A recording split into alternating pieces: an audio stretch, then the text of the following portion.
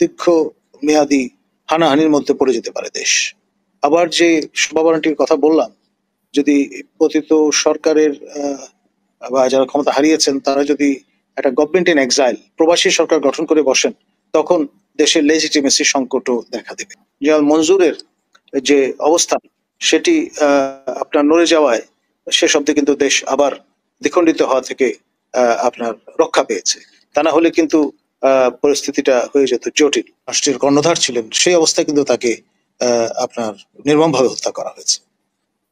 তো ফলে আপনার সেই দুঃসহ স্মৃতি হয়তো ব্যাক অফ দ্য মাইন্ড তার মাথায় আছে, কোন রকমের ঝুঁকি হয়তো নিতে চান না তিনি জনস্বার্থী। দেখুন, এটি যদি না হয় এবং না হওয়ার সম্ভাবনাই প্রবল, তখন কিন্তু একটা গৃহযুদ্ধ পরিস্থিতি সৃষ্টির হতে পারে, মানে এটা অবাক হওয়ার কিছু থাকবে না।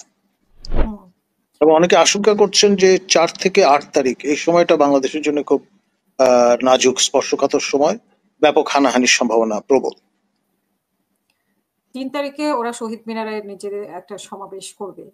সেই সমাবেশ ঘিরে কি ধরনের মানে কোনো ধরনের কোনো আছে কিনা যে সেই সমাবেশে তারা তাদের প্রস্তুতি কিরকম, বা সেই সমাবেশকে ঘিরে সরকারের বা প্রস্তুতি কিরকম, কি ধরনের ঘটনা ঘটতে পারে সেই সমাবেশকে ঘিরে, নাকি শান্তিপূর্ণ একটা সমাবেশে আমরা আশা করতে পারি?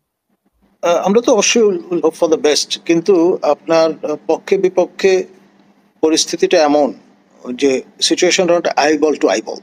ফলে এটা যদি ফ্লেয়ার আপ করে তাহলে একটা দীর্ঘ মেয়াদী হানাহানির মধ্যে পড়ে যেতে পারে দেশ। আবার যে সম্ভাবনাটির কথা বললাম, যদি পতিত সরকারের বা যারা ক্ষমতা হারিয়েছেন তারা যদি একটা গভর্নমেন্ট ইন এক্সাইল প্রবাসী সরকার গঠন করে বসেন, তখন দেশের লেজিটিমেসি সংকটও দেখা দেবে। কারণ এমনি বর্তমান সরকার কিভাবে শপথ গ্রহণ করলেন, তারপরে রেফারেন্স কোথেকে কিভাবে ইমানেটেড হলো, এসব বিষয় নিয়ে যথেষ্ট বড় বড় সন্দেহের প্রশ্নবোধক চিহ্ন আছে। তো ফলে নতুন মাত্রা যুক্ত হতে পারে, এবং আমাদের প্রতিবেশী রাষ্ট্র মিয়ানমারের মতো 2 সরকার থাকলে যা হয়, ঘরের মা মানে গঙ্গা পায় না, এরকম একটি অবস্থা তৈরি হয়ে যেতে পারে। এটাও খুবই স্পর্শকাতর একটি বিষয়। আমাদের মাননীয় নিরাপত্তা উপদেষ্টার ভাষায় তিনি করিডোর না বলে বলছেন channel, what ever it is. এটি যে আপনার একটা বোন অফ কন্টেনশন হয়ে দাঁড়িয়েছে। আমাদের দেশপ্রেমিক সশস্ত্র বাহিনী, তাদের অবস্থান একরকম, আমাদের মাননীয় নিরাপত্তা উপদেষ্টা এবং তার সরকারের অবস্থান আরেক রকম। তো সব মিলিয়ে সিচুয়েশনটা খুব আপনার ক্লামজি, এবং এটা এখন পর্যন্ত কিন্তু থমকে আছে, বাস্তবায়ন যোগ্য বলে মনে হচ্ছে না। আর এখানে আপনার মার্কিনীদের খুশি করবার জন্য আমাদের পক্ষ থেকে 25টি বোয়িং কিনবার একটা চিন্তা ভাবনা আছে। আমরা হয়তো ভাবছি যে মার্কিনীরা বর্তে যাবে 25টি বোয়িং কিনলে, ফ্রান্স বা ব্রিটেন বা অন্য দেশ থেকে না কিনে।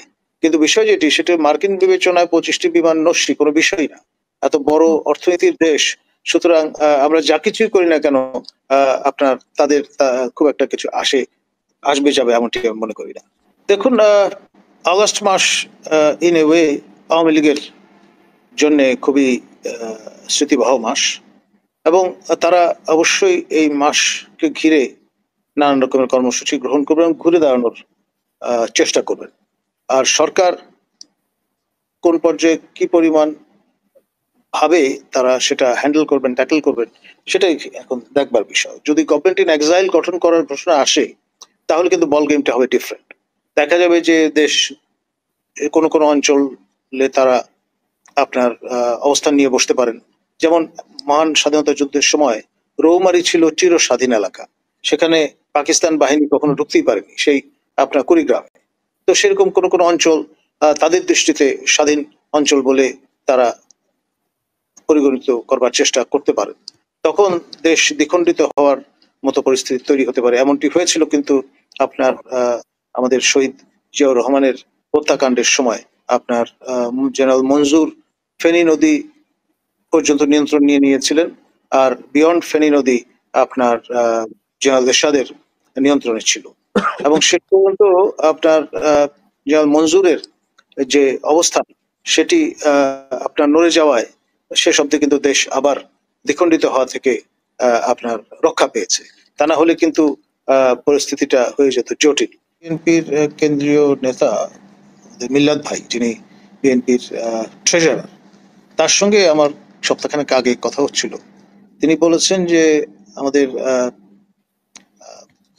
তারেক মহোদয়ের আগমন ফ্যাসিলিটেট করবার অংশ হিসেবে তারা প্রিপারেশন নিচ্ছেন এবং স্বরাষ্ট্র মন্ত্রণালয়ে অনুমতির জন্য পত্র দিয়েছেন যাতে বুলেট প্রুফ গাড়ি তার জন্য সংগ্রহ করা যায়, এবং সেটি আমি যতটুকু জানি স্বরাষ্ট্র মন্ত্রণালয় অনুমোদন প্রদান করেছে, এবং যেখানে তিনি থাকবেন সেই বাড়িঘরও মোটামুটি প্রস্তুত, সকট রেডি, এখন শুধু আসবার অপেক্ষায়।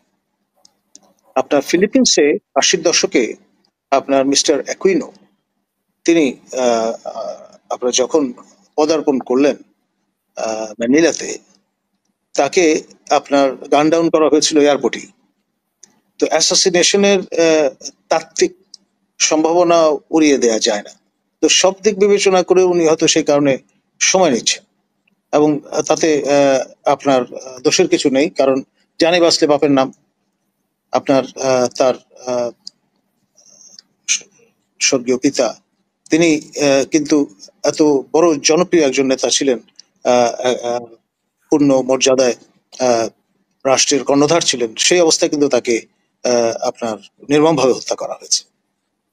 তো ফলে আপনার সেই দুঃসহ স্মৃতি হয়তো ব্যাক অফ দ্য মাইন্ড তার মাথায় আছে, কোন রকমের ঝুঁকি হয়তো নিতে চান না তিনি, জনস্বার্থী। আমাদের মহামান্য রাষ্ট্রপতি, তিনি তিন বাহিনীর সর্বাধিনায়ক। তিনি যদি জরুরি অবস্থা জারি করেন তাহলে ডেফিনেটলি সেটি তামিল করতে আমরা দেখব আমাদের তিন বাহিনী থেকে শুরু করে দেশের সকল বাহিনীকেই, এটাই স্বাভাবিক। আর আপনার আমাদের মাননীয় সেনাপ্রধান, তিনি তো জানান দিয়েছেন যে তিনি ক্ষমতায় আসতে চান না, ক্ষমতা দখল করতে চান না, এবং তারা প্রফেশনালিজমে বিশ্বাসী।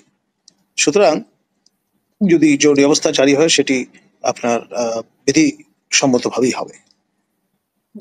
আরেকটি বিষয়, এত বড় ঘটনা ঘটলো কিন্তু সরকারের পক্ষ থেকে এবং বিমান বাহিনীর পক্ষ থেকে কেন কোনো ব্যাখ্যা দেওয়া হলো না মাইলস্টোনের বিষয়ে? দেখুন, দেওয়া উচিত ছিল। আমাদের এখানে কালচারটা হয়ে গেছে এমন নন ডিসক্লোজার কালচার। আপনার যত বেশি পরিমাণে ভেন্টিলেশন থাকবে, যত বেশি পরিমাণে ট্রান্সপারেন্সি থাকবে, তত বেশি পরিমাণে সরকার গণমুখী বা জনমুখী বলে বিবেচিত হবে। কিন্তু সেই ট্র্যাডিশনটা আমরা এখন পর্যন্ত গড়ে তুলতে পারিনি, সে কারণেই হয়তোবা এরকম পরিস্থিতি বিরাজমান। অসংখ্য ধন্যবাদ।